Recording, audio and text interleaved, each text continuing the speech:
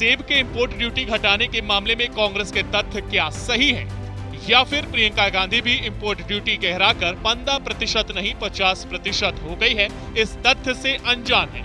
राज्य में इस बात को लेकर अभी सियासत गर्म है, लेकिन प्रियंका गांधी के बाद हिमाचल के मुख्यमंत्री सुखविंदर सिंह ठाकुर ने भी सेब की इंपोर्ट ड्यूटी को घटाकर 15% किए जाने की बात कर अपने नेता की बात को काटने की हिम्मत नहीं जुटाई है।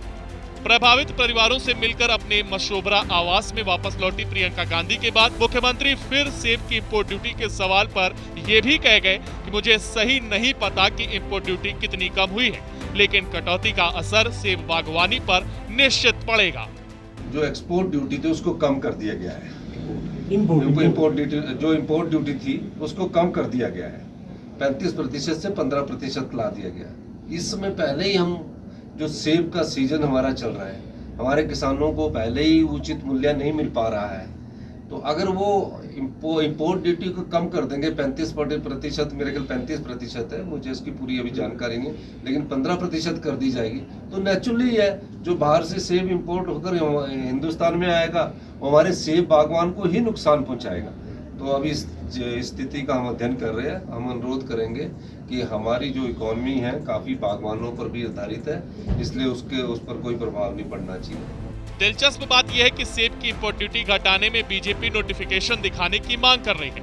बीजेपी कह रही है कि प्रियंका और उनकी राष्ट्रीय प्रवक्ता भ्रम फैलाकर झूठ बोल रहे हैं, लेकिन मुख्यमंत्री समेत कांग्रेस के नेता सेब पर इंपोर्ट ड्यूटी को अमेरिका के दबाव में 15% किए जाने की बात पर अटल दिखाई दे रहे हैं।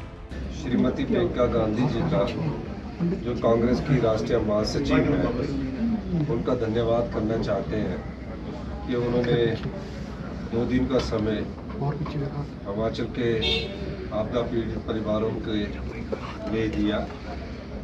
वो दिल्ली से आई, पूरे मनाली में उन्होंने देखा, मंडी के देवरी गांव में देखा, रास्ते में लोग उन्हें मिले और किस प्रकार पूरा हिमाचल आपदा से पीड़ित है, और उन्होंने जो महसूस किया कई बार तो उनकी आंखें भी भर आई, जिस प्रकार की तबाही का मंजर उन्होंने देखा। आज वो शिमला के शिप बॉडी में गई, फिर उसके बाद स्लाटर हाउस वाली जगह में गई, और निश्चित तौर पर उनका भी ये मानना है कि इस आपदा को राष्ट्रीय आपदा घोषित किया जाए। और जो हम इंतज़ार कर रहे हैं, हमने काफ़ी दिनों से जो भारत सरकार के नियम है, पहली टीम भी आकर चली गई है, दूसरी टीम भी आकर चली गई है, और इसके अलावा हमें स्पेशल राहत पैकेज की ज़रूरत है, उसका इंतज़ार हम कर रहे हैं। उधर मुख्यमंत्री ने हिमाचल में मानसून की तबाही को राष्ट्रीय आपदा घोषित करने की मांग को फिर शिद्दत से दोहराकर राहत मैनुअल तक का पूरा पैसा नहीं मिलने का आरोप तक लगा दिया है। उन्होंने प्रियंका गांधी को वक्त निकालकर राज्य के प्रभावित परिवारों का दर्द बांटने के लिए भी आभार जताया है। शिमला से ब्यूरो चीफ अरुण ओनियाल, सूर्या समाचार।